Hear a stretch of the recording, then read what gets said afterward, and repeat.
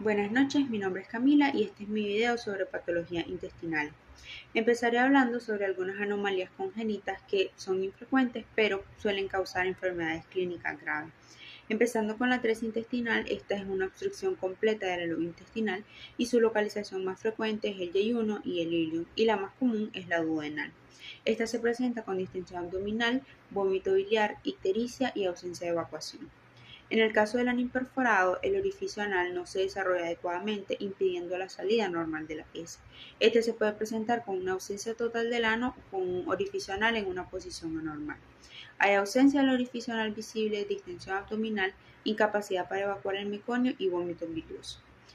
Hablando de la estenosis, un estrechamiento anormal o una obstrucción incompleta de una parte del intestino que dificulta o bloquea el paso del contenido intestinal.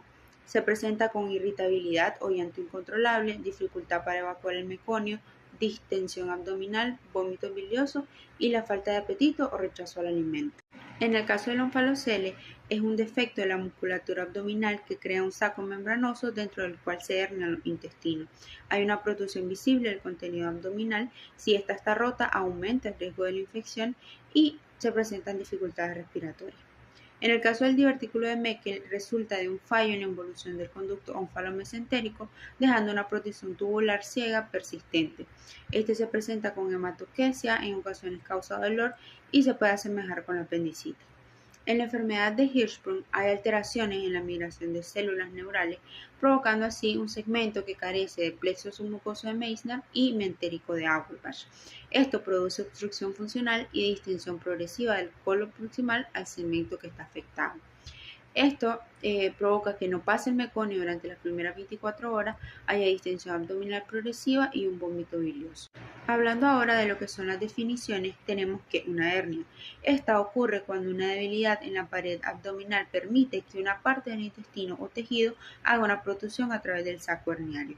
Esta puede ser congénita o adquirida. Por otro lado, el vólvulo es un giro completo de una porción del intestino alrededor de su mesenterio. Puede haber una predisposición anatómica o bien un intestino con mesenterio largo o una fijación inadecuada. Por su parte, las adherencias son bandas de tejido fibroso que se forman entre los órganos internos, a menudo después de una cirugía o una inflamación crónica. En el caso de la invaginación, esta es descrita como una porción del intestino que se desliza dentro de una sección adyacente como una telescopía. Esta puede ser idiopática o puede estar asociada a tumores o pólipos que actúan como guías para su deslizamiento. Todas estas patologías pueden generar una obstrucción intestinal, comprometiendo así el flujo sanguíneo e incrementando la posibilidad de la necrosis. Hablando un poco de la enfermedad intestinal isquémica, primero destacamos que tenemos tres troncos importantes de riego intestinal: las arterias mesentéricas celíacas superior e inferior, y que la oclusión aguda de uno de ellos puede provocar infartos en segmentos extensos del intestino. Asimismo, se destaca la riqueza de anastomosis de los lechos vasculares de estas arterias. En las causas se menciona que las condiciones predisponentes para estas formas de isquemia son la trombosis arterial, la trombosis venosa, el embolismo arterial, la isquemia oclusiva y la miscelánea. En cuanto a la patogenia de estas enfermedades, tenemos que ocurren cuando hay una reducción del flujo sanguíneo del intestino, que puede ser causada por la oclusión de las arterias mesentéricas principales que ya había mencionado, o bien por hipoperfusión. Esta disminución de flujo provoca desde isquemia leve hasta infartos transmurales que afectan todas las capas de la pared intestinal. En la morfología de estas patologías isquémicas tenemos el infarto transmural, que macroscópicamente tiene una apariencia hemorrágica roja oscura debido al reflujo de sangre en el área dañada, y hay un engrosamiento hematoso de la pared intestinal. Microscópicamente hay edema marcado, hemorragia intersticial, necrosis y descamación de la mucosa. En el caso del infarto mural, que es mucoso o submucoso, macroscópicamente hay engrosamiento hematoso hemorrágico de la mucosa, alteraciones superficiales, lesiones multifocales, y estas están intercaladas con áreas que son respetadas o áreas sanas. Asimismo, hay ulceraciones superficiales. Microscópicamente hay necrosis, también está inflamación y exudado inflamatorio con fibrina. Entrando al tema de los pólipos, sabemos que tenemos neoplásicos y no neoplásicos. En los no neoplásicos empezamos a mencionar cada uno de ellos, en donde tenemos el inflamatorio, que son áreas de mucosa inflamada y en regeneración que se proyectan por encima de la superficie de la mucosa. Estos están en varios entornos, pero son más frecuentes en la enfermedad inflamatoria intestinal.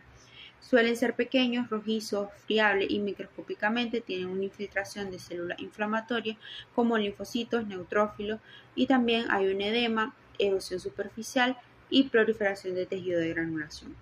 En el caso de los pólipos amartomatosos son una proliferación no neoplásica y generalmente se van a asociar a un síndrome genético. Son generalmente pequeños, lobulados y con coloración normal o ligeramente rojiza. Microscópicamente, el núcleo de estos va a estar formado por tejido conjuntivo que va a tener vasos sanguíneos prominentes y en algunos casos tejido muscular liso. En el caso de los pólipos juveniles, estas son proliferaciones amartomatosas que principalmente se dan en la lámina propia. Esto incluye glándulas crípticas dilatadas y ocurren más frecuentemente en niños menores de 5 años, pero también en adultos de cualquier edad. Las lesiones pueden ser grandes en niños y pequeñas en adultos. Estas son redondeadas, lisas o ligeramente lobuladas. En lo que son los pólipos de Peutz-Jeghers, son lesiones amartomatosas que ocurren como parte del síndrome con su nombre. Estos pólipos suelen ser grandes, lobulados y con apariencia arboriforme. Asimismo, están recubiertos por un epitelio glandular normal sin displasia.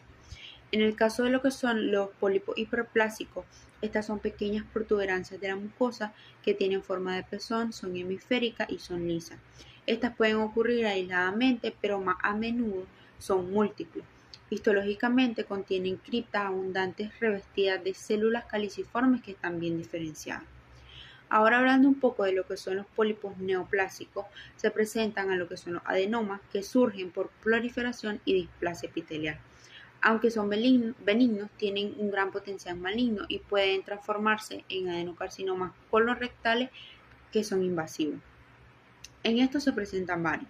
Los adenomas tubulares son los más comunes, compuestos principalmente por glándulas tubulares, son generalmente pequeños y pediculados y tienen un tallo delgado y una cabeza en forma de frambuesa. Microscópicamente tienen un epitelio neoplásico con glándulas ramificadas, células grandes e hipercromáticas con posible secreción de mucina y una displasia leve a intensa. En el caso de los adenomas vellosos son los menos comunes y están caracterizados por estas proyecciones vellosas.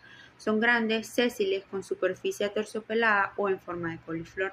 Microscópicamente tienen estructuras biliformes cubiertas por epitelio columnar displásico y frecuentemente asociado a displasia intensa y a un carcinoma invasivo. Luego tenemos los adenomas tubulovellosos. Estos son adenomas mixtos con características tubulares y vellosas. Son intermedios en tamaño y estructura y pueden ser pediculados o pueden ser sésiles. Microscópicamente combinan lo que son glándulas tubulares con proyecciones vellosas y varía en el grado de displasia y el riesgo de carcinoma. Por último tenemos los tumores del apéndice. El carcinoide, siendo el más frecuente, es una neoplasia neuroendocrina que suele localizarse en la punta distal del apéndice. Este surge de células neuroendocrinas en el apéndice, causando una proliferación local sin tendencia significativa a metástasis. Este generalmente es descubierto de manera incidental. Macroscópicamente se presenta como una tumefacción sólida y bulbosa que generalmente tiene de 2 a 3 centímetros de diámetro. Microscópicamente es una proliferación de células pequeñas, uniformes, con citoplasma escaso y con núcleos redondeados.